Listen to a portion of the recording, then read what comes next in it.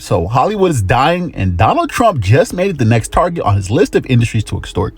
You see, over the weekend, Trump announced a 100% tariff on all foreign-made films, which, if we're being honest, is probably not going to happen, right? But it's almost impressive how he's found a way to shake down every industry one by one. It's very reminiscent of how the 90s crime families would show up at a local bakery, bust a few windows, and then go inside and charge the owners for safety. He's done it with the auto industry, tech, pharmaceuticals, agriculture. Shit, now it's Ryan Seacrest in the turn. If you thought you were getting another season of Love Island without Trump getting his 10%, you're very confused. But I'm gonna be honest, I don't even really know what counts as an international film. You see, most American projects are a global puzzle. The money might come from China while the movie's shot in Canada, and the editing is done in like India or Korea or somewhere cheaper than here. So who's actually gonna get hit with these tariffs? Realistically, probably no one. A few studio execs will sit down with Trump, invest in Trump coin, they'll have a few meetings, and then we'll never hear about this again. But here's the real question for creators and anyone who works a creative job. Why does it seem like America is being priced out of creativity?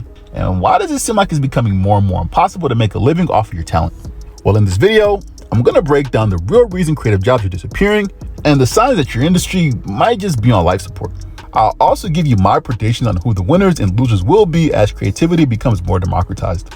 Alright, so in case it's not obvious, the real reason why creative jobs are disappearing is capitalism. The only goal of capitalism is to make things as profitable as possible. So no matter what industry you're in, eventually labor will move overseas or a computer's gonna take your job. That's just the reality. This is a very simplified version of how it happens in most industries. So a city becomes the epicenter of an industry like Detroit for automotives or San Francisco for tech, or like LA did for film, right?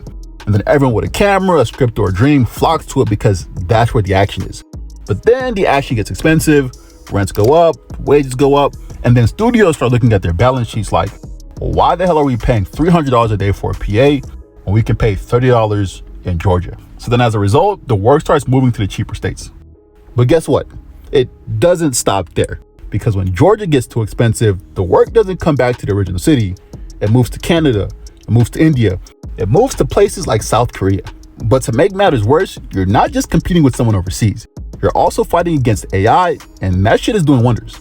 Imagine having an employee that does the same job, but faster, cheaper, and with zero complaints. You see, one of the early signs that your industry is dying or on a serious decline is your union having to organize a strike.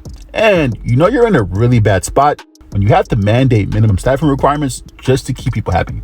As of this video, every 6-episode show must have at least 3 writers, every 12-episode show must have at least 5 writers, and every 13 or more episode show has to have at least 6 writers. And it's not because those shows actually need that many writers.